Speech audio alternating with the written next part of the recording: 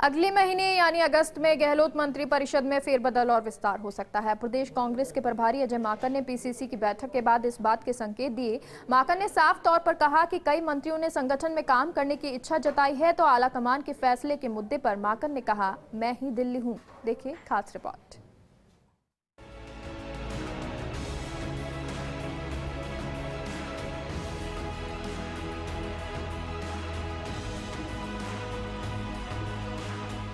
अजय माकन ने 3 दिनों तक जयपुर में कांग्रेस संगठन और सरकार दोनों को लेकर बारीकी से एक एक बात समझी, समीक्षा की, मंत्रियों से मिले, विधायकों से मुलाकात की, 1-to-1 संवाद किया।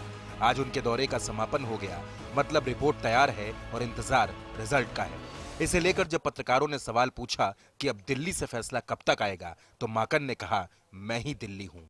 आज भी जब हम लोगों ने यहाँ पर प्रदेश कांग्रेस कमेटी में जो पदाधिकारियों से चर्चा करी, तो उसमें भी हम लोगों ने इस बात की चर्चा करी। तो ये एक निरंतर चर्चा सब लोगों से हो रही है और अच्छे लोगों की नियुक्तियां अच्छी जगह के ऊपर होंगी और जल्द होंगी। मैं ही दिल्ली हूँ।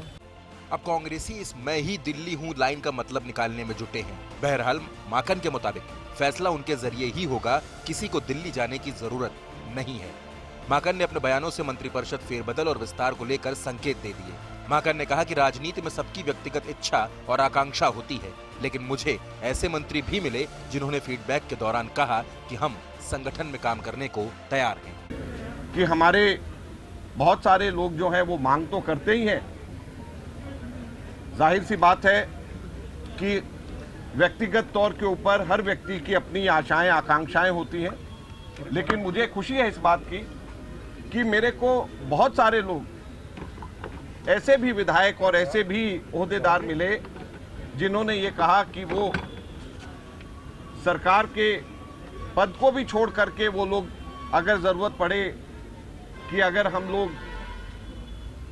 संगठन को मजबूत करना पड़े, उन्होंने मेरे को खुद का मेरा उदाहरण याद दिलाया कि 2013 में कैसे मैंने भारत सरकार में उस वक्त कैबिनेट से इस्तीफा देकर के राहुल जी के साथ में आईसीसी जनरल सेक्रेटरी बना। उन्होंने कहा कि अगर जरूरत पड़े तो हम लोग मंत्रिमंडल को छोड़ करके हम संगठन के लिए भी कार्य करने को तैयार हैं। हमारे कई ऐसे मंत्री भी मुझे मिले।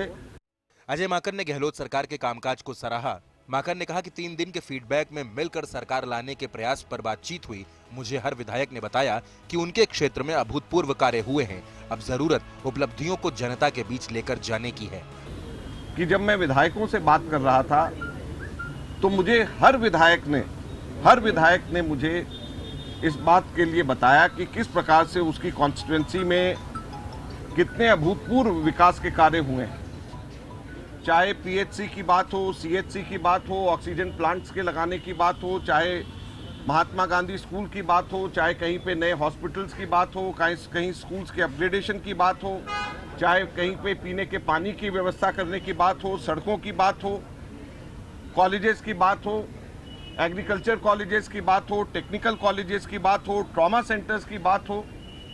तो जब एक के बाद एक विधायक आकर के और साथ में ये बता रहे थे कि उनके इतने सैंक्शन हुए, इतने शुरू हो गए, तो मुझे इस बात की खुशी हुई कि हमारे राजस्थान की सरकार और कांग्रेस के तमाम विधायक संतुष्ट हैं और वो सबके सब लोग विकास के गति पकड़ करके आगे चल रहे हैं। और यही बात आज हम लोगों ने यहाँ पर कार्यकारिणी में कही और सभी हमारे साथियों ने मिलकर के इस बात को तय किया कि हम लोग सरकार के और विधानसभा के अंदर जो कार्य हुए हैं विधायकों के द्वारा और दूसरे सरकार के कार्य हुए हैं उनको हम जन जन तक पहुंचाएंगे। माकन की इस जयपुर यात्रा से 2 मैसेज सामने आए। पहला कि कांग्रेस एक बार फिर से एकजुट दिखी और दूसरा जल्द ही होने वाला फेरबदल। आलाकमान का साफ इशारा है कि 2023 के चुनाव की तैयारियों में जुटा जाए। माकन का यही प्रयास है कि आलाकमान की अथॉरिटी कायम रहे।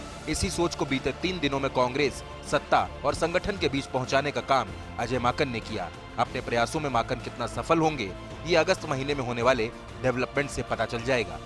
Yogesh Sharma, first India news, Jaipur.